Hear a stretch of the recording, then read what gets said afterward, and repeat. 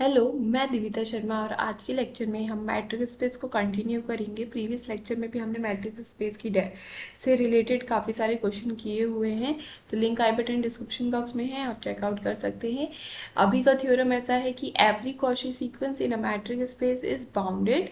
तो आपको यहाँ पे क्या गिवन है, एक कॉची सीक्वेंस गिवन है, जितनी भी मतलब एवरी मतलब यहाँ जितनी भी कॉची सीक्वेंस आपको गिवन है, कहाँ पे मैट्रिक स्पेस पे बात हो रही है, तो मैट्रिक स्पेस पे गिवन है और आपको दिखाना है ये जो गिवन कॉची सीक्वेंस है ये कैसी है, आपकी बाउंडेड है, ऐसा आपको प्रूव करके दिखाना है। ठीक है, तो इसकी प्रूफ की स्टार्ट कर लेते हैं। तो सबसे पहले आपको क्या गिवन है वो ले लीजिए, वो लेट कर लीजिए। तो लेट हम एक सीक्वेंस ले लेते हैं एक्स एन की, जो कि n1 से लेके इन्फिनिटी पे मूव कर रही है। बी अ कॉची सीक्वेंस, क्योंकि हमको कॉची सीक्वेंस गिवन है तो हमने ये कॉची सीक्वेंस ले ली है इन अ मैट्रिक स्पेस, एक मैट्रिक स्पेस में। ठीक है, तो जो हमको गिवन है हमने उसको नेम कर दिया है एंड ले लिया है। ठीक है, तो मैट्रिक स्पेस में एक कॉची सीक्वेंस हमने लेट कर लिया। अब कॉची सीक्वेंस ली है तो वो कॉची सीक्वेंस की डेफिनेशन को होल्ड करा रही होगी। ठीक है ना, तो फॉर एवरी एप्सिलॉन की जगह पे हम क्या ले लेते हैं, फॉर एप्सिलॉन को फिक्स कर लेते हैं 1 में। तो for epsilon equal to 1 greater than 0 there exist positive integer, या फिर आप कह सकते हैं there exist a natural number n not such that जब भी आप दो एलिमेंट लेंगे for every m n greater than equal to this n not implies, जो डिस्टेंस बिटवीन होगा एक्स एम का और एक्स एन का वो कैसा होगा, आपका इज लेस देन एप्सिलॉन। तो प्रीवियस लेक्चर में हमने इसको पूरा एक डायग्राम से समझा था कि कॉची जो कॉची सीक्वेंस होता है उसका ये डेफिनेशन क्यों होता है। ठीक है, तो हमने पूरा डायग्राम से समझा था। अगर आपको उसको डेप्थ में समझना है तो आप प्रीवियस लेक्चर चेकआउट कर सकते हैं। प्लेलिस्ट की भी मैं लिंक दे दूंगी आई बटन में, एंड आपको जो प्रीवियस लेक्चर है उसकी भी लिंक आई बटन में मिल जाएगी। तो यहाँ पे ये by the definition of Cauchy sequence आपने ये चीज़ लिख ली। ठीक है, अब यहाँ पे क्या हो रहा है कि हम मान लेते हैं कि जो m के पास चॉइस है m is greater than equal to n not है। तो हम यहाँ पे इन पर्टिकुलर ले लेते हैं कि जो इफ़ m है वो आपका कैसा है, इक्वल टू n नॉट हो गया। दो चॉइस है, बड़ा हो सकता है या इक्वल हो सकता है। तो इन पर्टिकुलर हमने ले लिया कि जो m है वो एग्जैक्टली इक्वल टू में n नॉट है। ठीक है, तो क्या होगा, जो डी एक्स एम की जगह पे क्या आ जाएगा, डी एक्स नॉट का डिस्टेंस डी एक्स एन के साथ कैसा होगा, इज लेस देन 1। क्यों लेस देन 1, क्योंकि यहाँ इज लेस देन एप्सिलॉन है and this epsilon is equal to में 1 है। ठीक है, तो इस कारण से यहाँ पे क्या आ जाएगा, इज लेस देन एप्सिलॉन की जगह लेस देन 1 ले लिया। अब सिंस एम एन नॉट के बराबर ही आ गया तो एक ही एलिमेंट नया बचा, तो यहाँ लिखेंगे for every n greater than equal to में एन नॉट।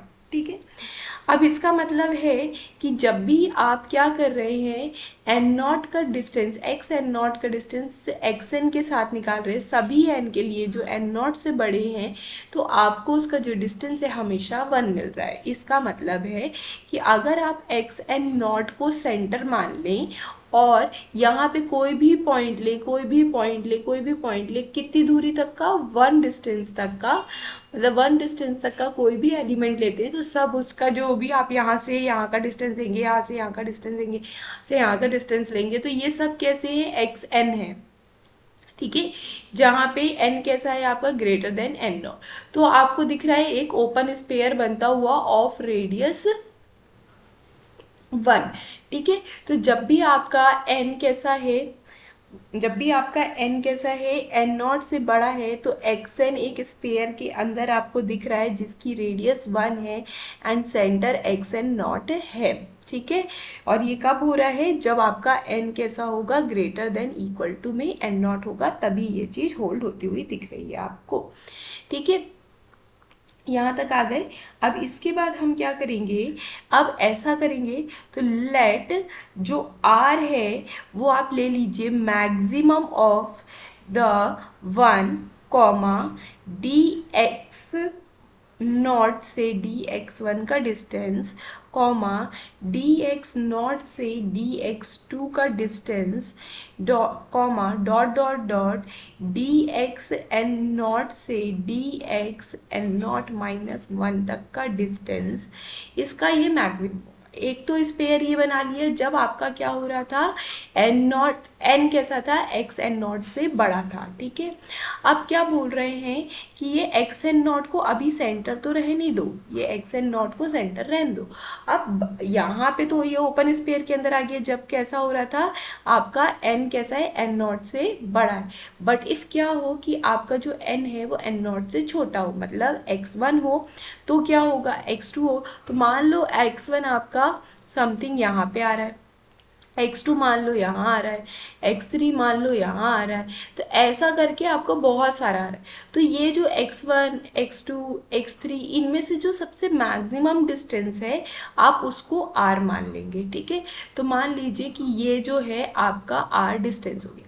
तो r डिस्टेंस के अराउंड जब भी आप स्पेयर बनाएंगे तो जितने भी हैं फॉर एवरी n के लिए सभी xn कहाँ हो जाएंगे, इस स्पेयर के अंदर हो जाएंगे। दिख रहा होगा एन नॉट से बड़े वाले एन के लिए तो अंदर आ ही रहा है ग्रीन कलर का स्पेयर, और यहाँ पे ये वाले कौन से हैं, जब एन नॉट से लेस देन एन होगा तो ये रेड कलर से x1, x2, x3 ले रहे हैं, और उनके भी जो मैक्सिमम डिस्टेंस है उसको r लेते हुए, है ना, इसमें 1 भी इंक्लूड कर दिया है।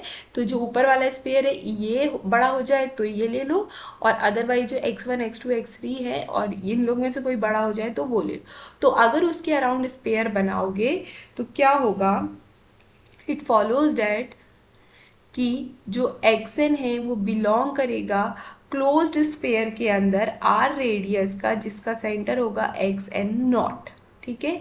और ये कैसा होगा, फॉर एवरी n के लिए जो नेचुरल नंबर के अंदर बिलोंग कर रहा है उसके लिए, ठीक है।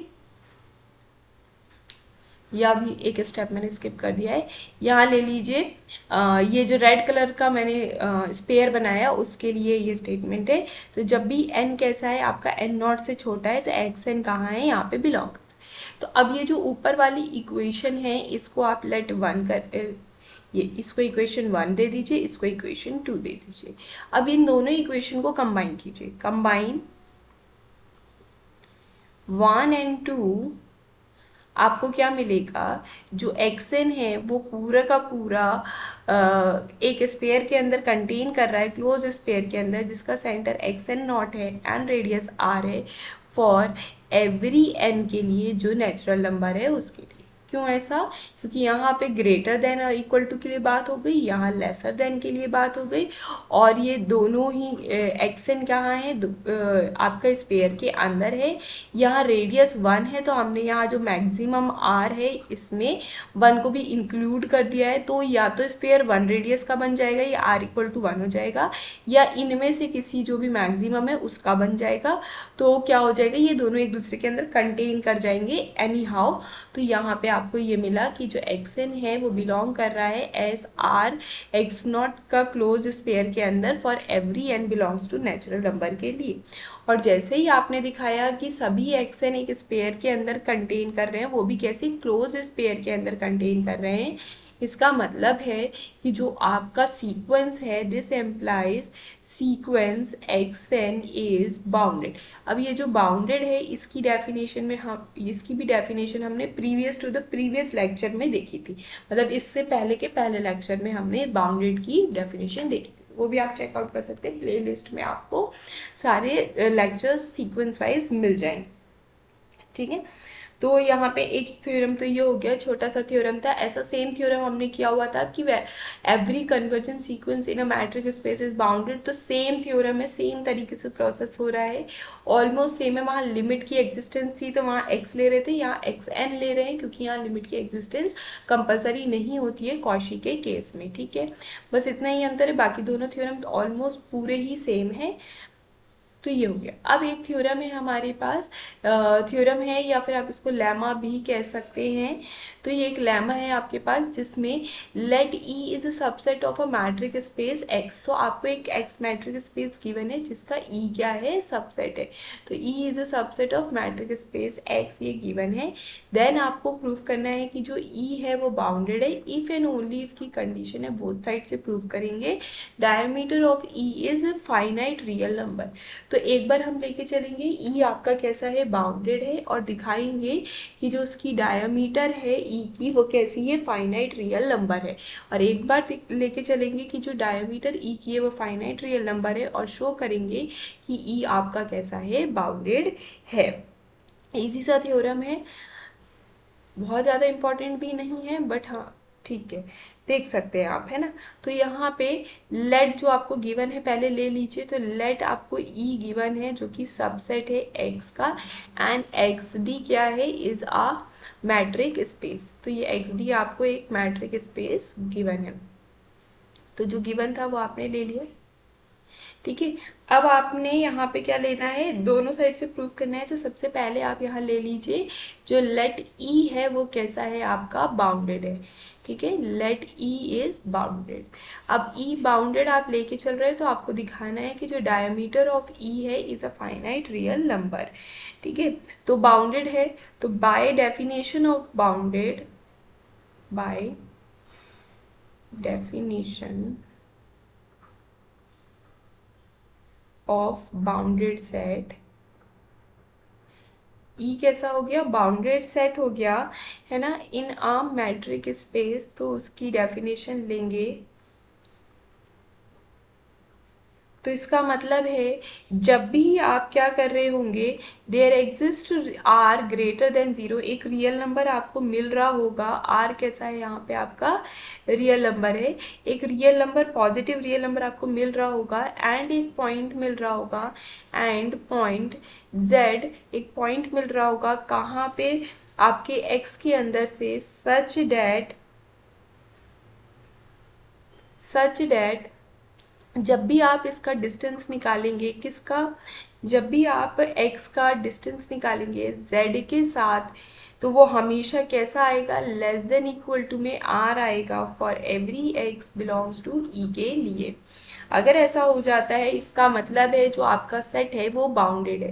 तो इसका मीनिंग क्या है, एक तो ये रेडियस है, आर को यहाँ पे क्या बोल रहा है, रेडियस बोल रहा है, ठीक है। एक पॉइंट आपने जेड ले लिया है, तो ये आपका एक्स है, मैं आपको डायग्रामेटिकली बता देती हूँ, ठीक है।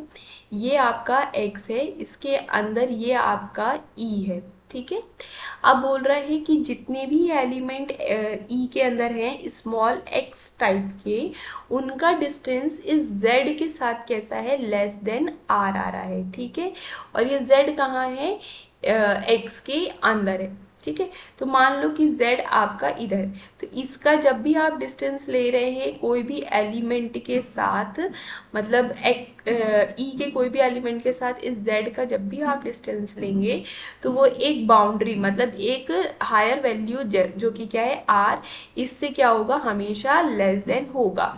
इसका मतलब है कि जो ई के एलिमेंट हैं वो कैसे हैं, स्थिर हैं, एक जगह पे एक एरिया में फिक्स्ड हैं, जिससे हम जब भी z का डिस्टेंस निकालते हैं, z यहाँ बाहर भी हो सकता है, तो जब भी आप इनका डिस्टेंस इस z से निकालेंगे तो क्या आएगा, एक r से हमेशा कम आएगा। इसका मतलब है e आपका बाउंडेड है। तो e बाउंडेड था, तो ये डेफिनेशन के कारण हमने ये सारी चीज़ें लिख ली। अब हम क्या कर रहे हैं यहाँ पे, नाउ अब अभी एक पॉइंट लिया था हमने, अब हम हमने यहाँ पे क्या लिया था, फॉर एवरी एक्स के लिए बात कर ली थी ई के, है ना। अब हम क्या कर लेते हैं, स्पेसिफिकली दो एलिमेंट ले लेते हैं एक्स एंड वाई, जो कि कहाँ से हैं, ई के अंदर से हैं, और कैसे हैं, आर्बिट्ररी। तो ये भी जो एलिमेंट, जब फॉर एवरी के लिए वो कंडीशन होल्ड हो रही थी, तो ये दोनों एलिमेंट के लिए भी जो प्रीवियस कंडीशन है, आप इस प्रीवियस कंडीशन को 1 नाम दे दीजिए, तो ये प्रीवियस कंडीशन इन दो एलिमेंट के लिए भी होल्ड होगी। तो आप यहाँ लिखेंगे x का जो डिस्टेंस है z के साथ वो कैसा होगा, लेस देन इक्वल टू में r होगा, एंड जो y का डिस्टेंस होगा इस z के साथ वो भी लेस देन इक्वल टू में r होगा। तो ये कैसे आ रहा है, बाय 1 आ रहा है, क्योंकि जब सभी एलिमेंट ई के लिए ये कंडीशन होल्ड हो रही है तो एक्स एंड वाई के लिए भी ये कंडीशन होल्ड होती हुई दिखेगी।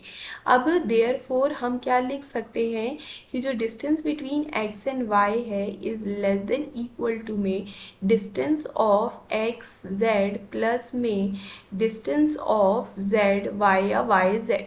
ये क्यों लिख रहे हैं, क्योंकि आपको गिवन है कि जो एक्स डी है वो कैसा है आपका, इज मैट्रिक स्पेस। अगर मैट्रिक स्पेस है तो मैट्रिक स्पेस की जो थर्ड प्रॉपर्टी होती है दैट इज ट्रायंगल इनइक्वालिटी, उसको ये होल्ड करेगा। तो हमने यहाँ जो ऊपर लिखा है दिस इज ट्रायंगल इनइक्वालिटी।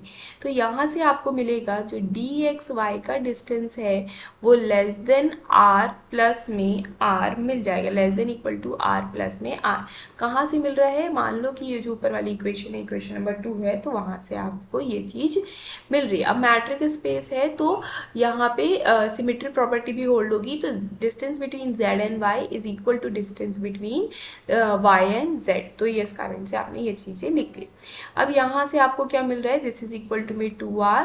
तो आपको कुल मिला के मिला for X and Y belongs to E arbitrary,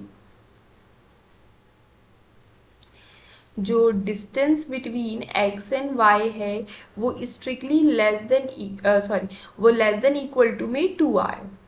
ठीक है, इसका मतलब है जितने भी एलिमेंट ई के अंदर है उनका अगर आप पेयर वाइज डिस्टेंस निकालेंगे तो वो 2r से कम आ रहा है। ठीक है, इसका मतलब ये है। ठीक है, तो अब अपन क्या करेंगे, कंक्लूड करेंगे। ठीक है, यहाँ तक आने के बाद अब हम क्या करने वाले हैं,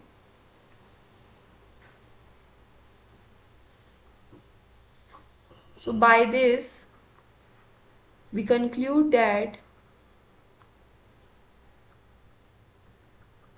क्या कंक्लूड हुआ कि जितने भी एलिमेंट ई के अंदर है उनका पेयर वाइज डिस्टेंस निकालोगे तो 2r से कम है। इसका मतलब है कि जो 2r है, कंक्लूड दैट जो 2r है इज एन अपर बाउंड।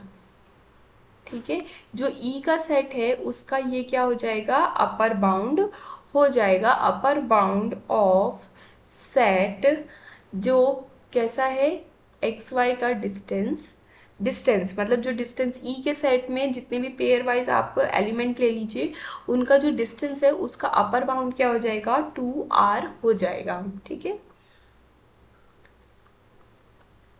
मतलब ये ई सेट है, इसके अंदर जितने भी एलिमेंट, ये एक्स है, ये वाई है, ये जेड है, ये एल है, ये एम है, तो पेयर वाइज जब भी आप इनका डिस्टेंस निकालेंगे तो जो डिस्टेंस का जो सेट बनेगा उसका जो अपर बाउंड होगा, जो मैक्सिमम डिस्टेंस मिलेगा पेयर वाइज में, वो क्या होगा आपका 2r होगा।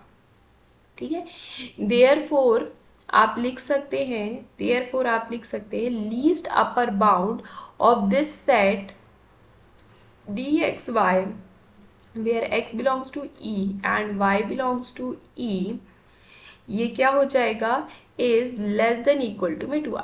तो अपर बाउंड 2r है, लीस्ट अपर बाउंड 2r के बराबर हो भी सकता है एंड इससे स्ट्रिक्टली लेस देन भी हो सकता है।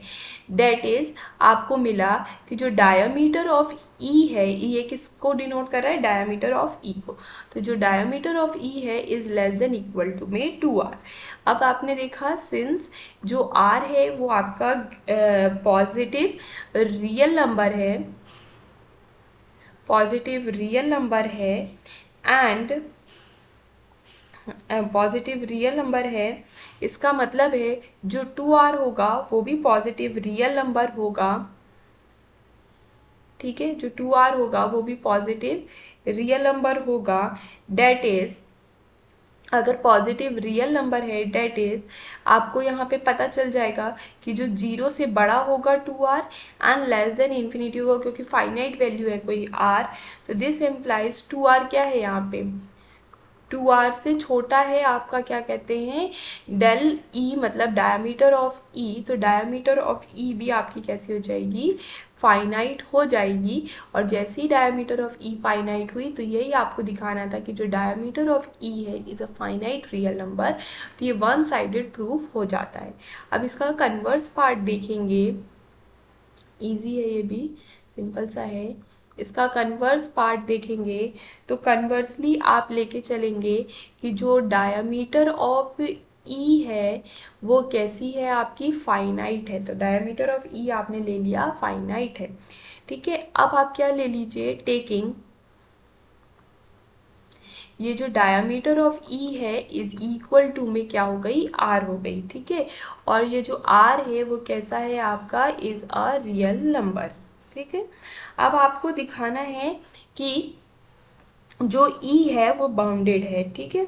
तो यहाँ हम क्या लगाएंगे, ये डायमीटर की डेफिनेशन लगाएंगे। तो by definition of diameter of E, तो आपको मिलेगा कि जो लीस्ट अपर बाउंड है किसका, distance between x and y का, और एक्स एंड वाई कहाँ से आ रहे हैं, आपके ई से आ रहे हैं। तो जितने भी ई के अंदर एलिमेंट है उनका पेयर वाइज डिस्टेंस निकालेंगे, उसका लीस्ट अपर बाउंड किसके बराबर होगा, डायमीटर के बराबर होगा। देयरफॉर आप लिखेंगे bye definition of upper bound, अभी लीस्ट अपर बाउंड लिखा था, अब हम यहाँ क्या रख रहे हैं, डेफिनेशन ऑफ अपर बाउंड।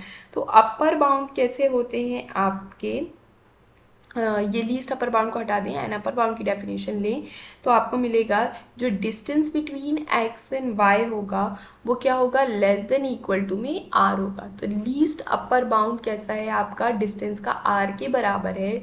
तो जो अपर बाउंड्स होंगे वो कैसे होंगे, मतलब वो कैसा मिलेगा आपको, जो डिस्टेंस है इनके इंडिविजुअली डिस्टेंस निकालोगे तो वो आर मिलेगा या आर से छोटा मिलेगा for every x comma y के लिए जो कि ई के अंदर है, ठीक है। अब आप क्या करिए, अब x को आप फिक्स कर दीजिए, ठीक है, फिक्स x, ठीक है। और ये कहाँ से है, e के अंदर है, इम्प्लाइज ये जो x है वो कहाँ है, कैपिटल X के अंदर है। Then for y belongs to e के लिए आपको मिलेगा जो dxy का डिस्टेंस है वो स्ट्रिक्टली लेस देन r है। इसका मतलब है कि आप जो जितने भी एलिमेंट हैं वो उसका जो डिस्टेंस है वो कैसा है, r से कम है। दिस इम्प्लाइज जो e है वो कैसा है आपका, बाउंडेड सेट हो गया। तो जैसा आपने पहले लिया था बाउंडेड सेट से आप गए थे डायमीटर फाइनाइट तक, वैसे ही सेम प्रोसेस करते हुए आप डायमीटर फाइनाइट से कहाँ आ रहे हैं, बाउंडेड सेट पे आ रहे हैं। तो ये बाउंडेड सेट की डेफिनेशन है, जब भी कोई एक एलिमेंट आप x से फिक्स कर लीजिए और e के सभी एलिमेंट के लिए उनका डिस्टेंस कैसा हो जाता है, कोई एक फाइनाइट वैल्यू से कम हो जाता है, इसका मतलब है सेट कैसा है आपका, बाउंडेड है। तो वही हमने ये डायमीटर की हेल्प से यहाँ तक रीच करने की कोशिश की जिससे हम दिखाएं कि ई हमारा बाउंडेड। तो होप आपको ये पूरा समझ में आया होगा। तो अब दो टॉपिक और बचे हैं, कंप्लीट मैट्रिक स्पेस से रिलेटेड थ्योरम बचा हुआ है हमारा एंड कंप्लीटनेस से रिलेटेड थ्योरम बचा हुआ है। तो नेक्स्ट 2 क्लास के बाद ये मैट्रिक स्पेस एंड हो जाएगा, ये पूरा टॉपिक रियल एनालिसिस का पार्ट 2 का एंड हो जाएगा। पार्ट 1 बचा हुआ है जिसमें सीक्वेंस सीरीज एंड ये सारी चीज़ें होती है, कन्वर्जेंट वगैरह देखना, तो वो बचा हुआ है थ्योरी में। बाकी जो पार्ट 2 है वो आपका यहाँ पे कंप्लीट होता हुआ आपको दिखेगा आफ्टर 2 लेक्चर। तो आपको ये चीज़ें समझ में आ रही हैं, लेक्चर समझ में आ रहे हैं तो प्लीज़ चैनल को लाइक कीजिए, वीडियो को लाइक कीजिए, चैनल को सब्सक्राइब कीजिए, शेयर कीजिए अपने फ्रेंड्स के साथ ताकि उनके भी डाउट्स क्लियर हो सके, अपने जूनियर्स के साथ ताकि उनकी भी हेल्प हो सके। थैंक यू फॉर वॉचिंग, बने रहिए चैनल के साथ।